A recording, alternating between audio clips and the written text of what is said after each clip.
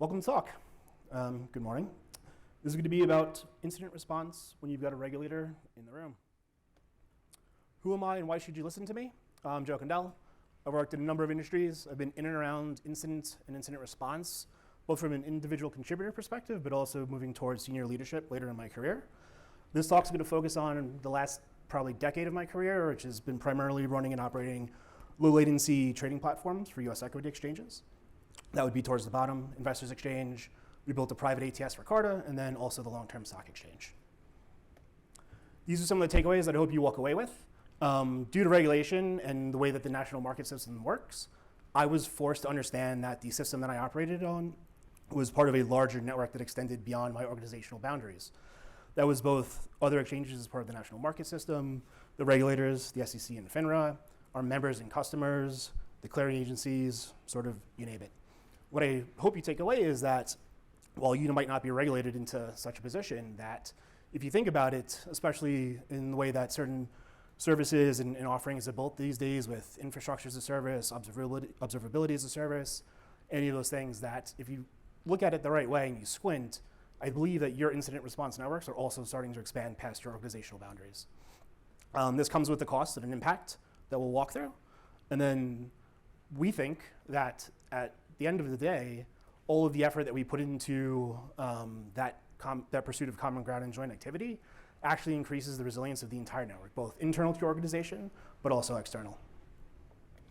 So in order to do this, I'm going to give a quick background to the markets because sometimes there's some misconceptions about how they actually work. We'll talk about what's unique about incident response in this space in particular. And then we'll talk about what we've done to try and do it well to the best of our abilities. And then we'll talk about the good and the bad. So just to give a sense of scope, US equity markets, think of it as a very large, complex, distributed system.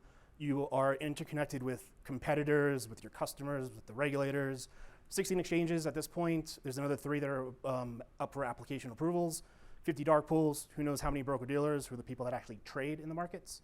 About 12,000 securities are traded on any given day, and securities are traded across all venues. Sometimes people think that like Apple is only traded on the NYSE. That's a common misconception. It's actually traded across all venues. I pulled the stats from yesterday, last night. 11 billion shares were traded at a $508 billion, roughly, dollar notional value. Because of the way that we're interconnected and because of the speed of these systems, incidents can spread from your local environment systemically, literally in microseconds, on the order of 150 to 200 microseconds. So in order to get to where we are, we'll have to go through a little bit of history. I'm going to blow through these pretty quickly so I can save some time for questions at the end. If you have any questions, find me in the hallway and I'm happy to go through them. But the early 2010s were filled with a lot of what we call snafus. Bats IPO, they tried to IPO on their own exchange, successfully opened the stock, quickly went from $16 down to about 4 cents. Software issue resulted in additional bad trades in a number of other stocks. Really bad trade in Apple actually caused Apple to be halted for about 5 minutes across all of the markets. Was such a bad day for them that they actually completely unwound the IPO, gave everybody their money back, and then tried it again 4 years later and were successful. Everybody knows about the Facebook IPO. I've got some really good stories. I was in the room for this one. Resulted in a 30-minute delay of opening the stock. Effectively, NASDAQ looked like a black hole for Facebook that day. If you were trying to send orders, interact with the orders that you had already sent, you were not getting any feedback on those.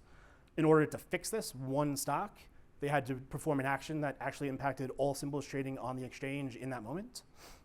At the time, it was the most shares traded in an IPO at the time and resulted in a $10 million fine by the SEC and a lot of other lawsuits that were settled off out of court. Obviously, we all know about the night snafu, 45 minutes, $440 million across 148 stocks, effectively resulted in the end of that company. They were acquired by a competitor shortly thereafter. NASDAQ was down for about 3 hours. Initially, they halted trading only on their own exchange, and they took the extraordinary step of halting trading for all NASDAQ-listed symbols market-wide. NYSE, 4 hours, starting in a subset of symbols, quickly escalated and resulted in halting of all trading in all symbols on NYSE itself. Did not result in halting of NYSE-listed symbols market-wide, did result in a $14 million fine by the SEC. The moral of the story is everybody gets snafus. It's not limited to one exchange or exchange family, across the board.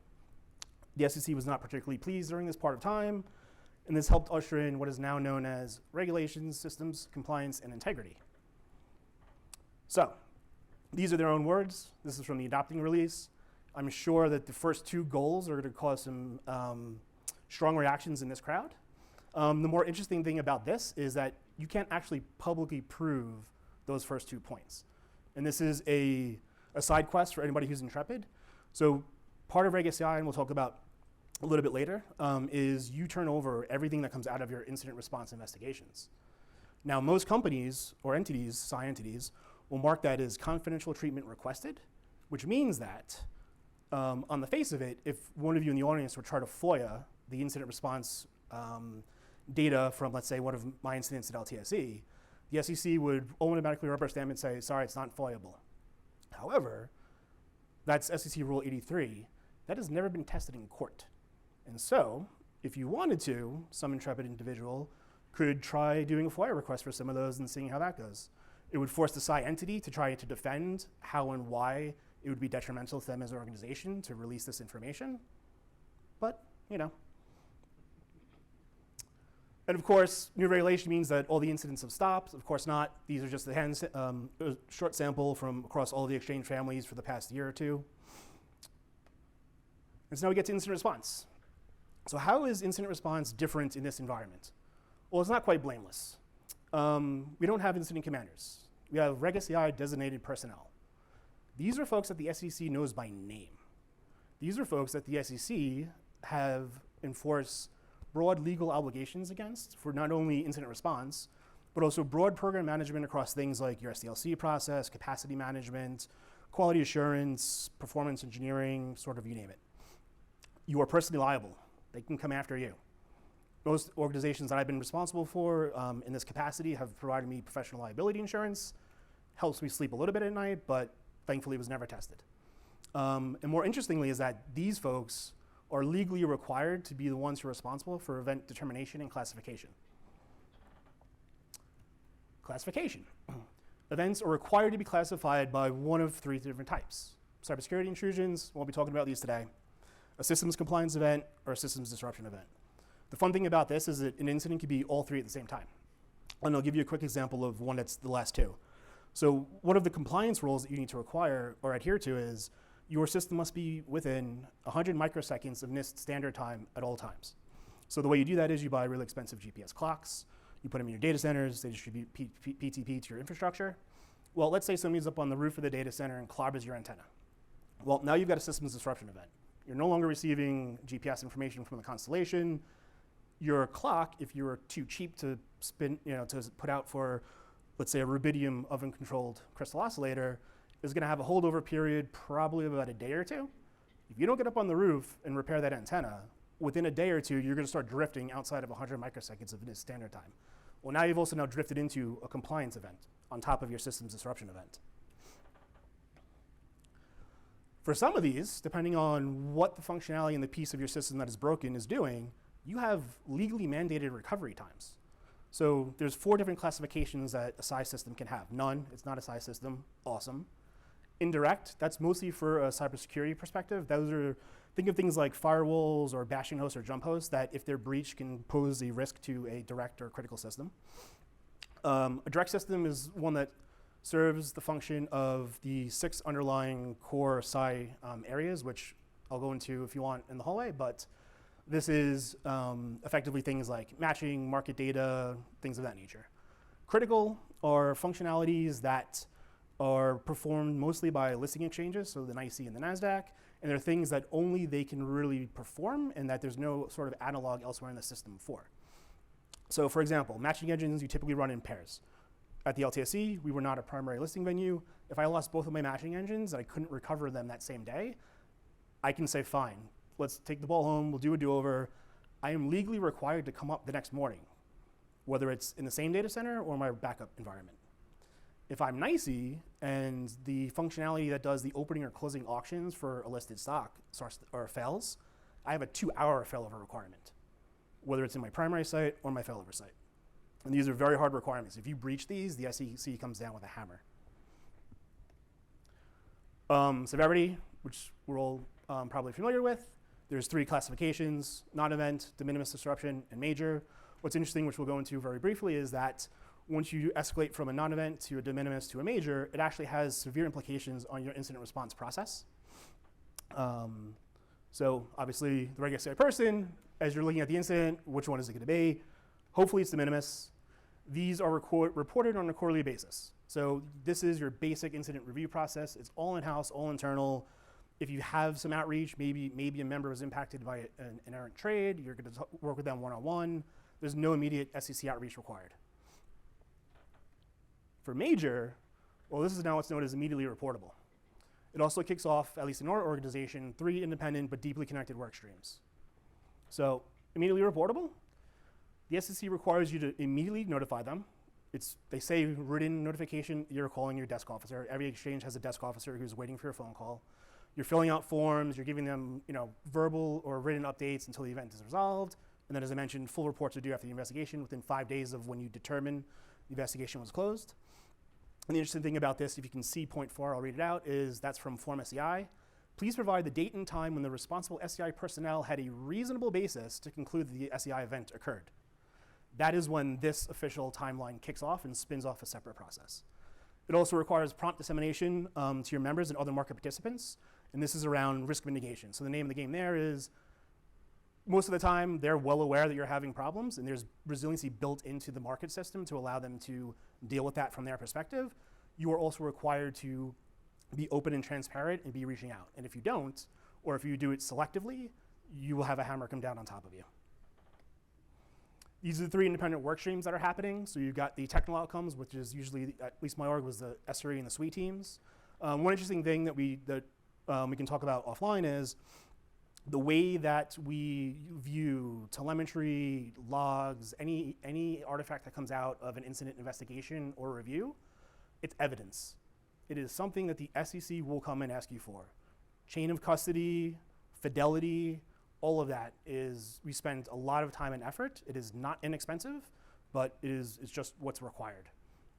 Those are also great things to have when you have near misses or when things are going okay and you just want to make sure what's going on.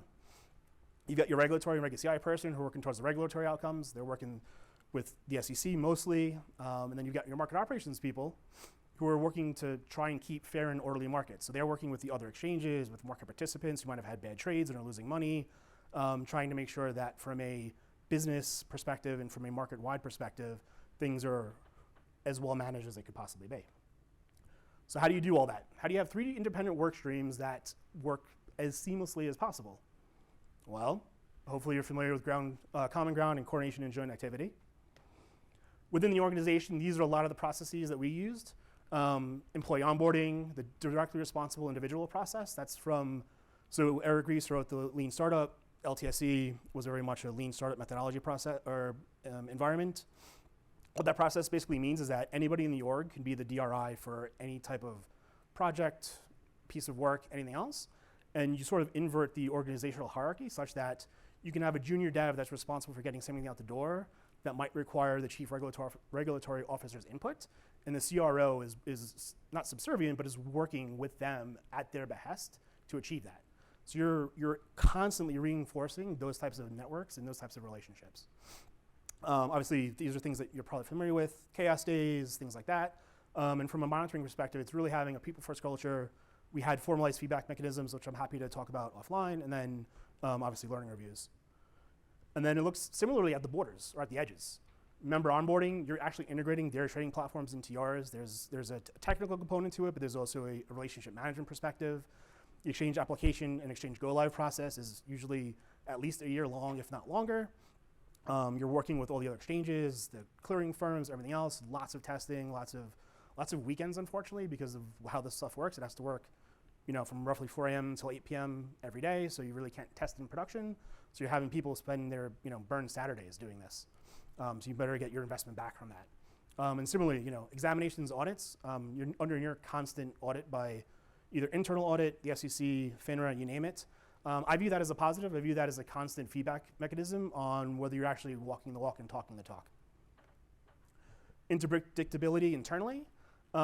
This is more about knowing each other's roles and responsibilities because under the legal rubric, if somebody says we are having a major incident, that is going to force the reg team and the market operations team to go and do something. So you need to be purposeful in your communication in terms of, not being afraid to explore, and as you're actually exploring the problem as it's happening, throwing out information, but you also need to know what not to say. Because saying the wrong thing, and if you say something in a Slack chat and say, this is a major incident, and we don't kick off those work streams, you're going to be asked why that is. Does not mean you can withhold information. This is a very serious part of the law. Again, you can be held liable. And remember, everything is evidence. How do you do this externally? Your communications need to be timely and clear.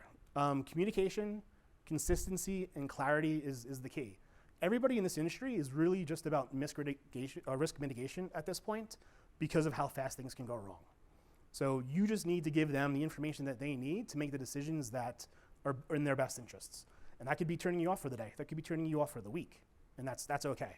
You need to be okay with that going into this. And above all else, do not go rogue. Do not go cowboy. Do not try a Hail Mary. Even if it goes right, you will have to answer for it. So what is some of the good about this? Well, if you're doing all of those things internally that I mentioned earlier, the network of people that are constantly modeling the system above the line is increasing. It's not just your engineers, it's not just your operators, it's not just your market ops folks. It's everybody from the reg team to your compliance team to your product team. This is going to result in investment in the people and their tools. Again, this is a forcing function, and I feel that, at least from what I've seen in these organizations, those relationships and what gets built out of those processes that go into reinforcing them pay dividends in other areas of productivity. I've seen product ideas come up from folks that in the normal course of business would have no reason to talk to one another, but through these processes that I mentioned earlier have become good friends or good colleagues, and see an area or a gap of opportunity and just jump in. And the other good thing is that the regulator will force you to follow up. So if you say out of an incident response or investigation, we're going to do this, you need to go and do it, because they will come back and say, hey, you said you were going to do that, show us the proof that you've done it. Now it's okay if you then say, well, we tried to do it, turns out it was a terrible idea, that's awesome. But if you say, yeah, we just haven't gotten to that because we wanted to go build this new feature, that is absolutely verboten. Everything in incident response and that comes out of Reg SCI is legally mandated to take precedence above anything business related. So if you have 2 engineers and you need to fix something and you need to build something, you are fixing it no matter what. The bad, obviously, opportunity cost, the time that you spend doing all of those processes, both internally and at your borders externally, is time that you're not doing other stuff like building new product, pushing new product, getting new customers, getting revenue. It can be hard to convince management to invest in that, obviously, due to the cost and the reward. A lot of that work is invisible. Us in this room know that it's not, but trying to explain that upwards of like why it's important to do those processes if you can't draw a straight line to the bottom line means that it's invisible to people that care about that bottom line sometimes. I would love if anybody's got some good ideas about how to communicate that better. I think that's an area that I'm probably lacking in. And then, shockingly enough, feedback from the regulators can also be lacking. They're very happy to tell you that you've done something wrong. They don't tell you what you did wrong or how to fix it. They'll just tell you that it's wrong, and you can keep coming back until they say, now you're good to go. So the takeaways. Hopefully, I've explained how it worked for us, and you can start to think about how, where your boundaries are, whether it's internal between teams or different parts of the org, or between you and your customers, your vendors. I've got a lot of great stories about incidents that span vendors. I've worked at an exchange where we had our own dark fiber and networking team, and I've worked at an exchange where that was a vendor. And when 2 backhoes in 2 different parts of New Jersey dug up my fiber at the same time, I was on the phone managing that team that wasn't part of my org. Again, this does come with a cost. I think, at least for the orgs that I was a part of, it was a strong investment. And I do feel like it delivered in other areas as well. And hopefully, I've demonstrated a little bit how that makes the entire network more resilient. So everybody has a bad day in the markets. NICE had one just 2 weeks ago. And the market carried on. And NICE is still around. They're probably going to get fined, but they're still around. they've got deep pockets. If you're not regulated, not a problem. Again, start mapping out your incident response networks. Figure out who could be your internal regulators.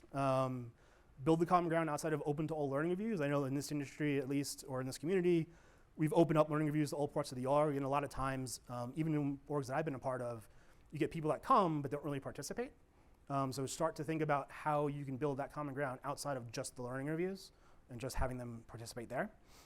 And then really know who relies on your service and help them mitigate their risk. It's not, things are going to break, and it's knowing, being proactive, knowing who to reach out and how to help them, or at least how to give them the information that they need to make the decisions that are germane to their business. I am just representing the insights and expertise of a large group of people that I've had the pleasure to know over the past 10 years. So this is just a handful of them. There's many more that are here at the conference and that unfortunately couldn't make it. And also all of you for coming here instead of one of the other talks. And I managed to do that with some time for questions, which is amazing. Thank you.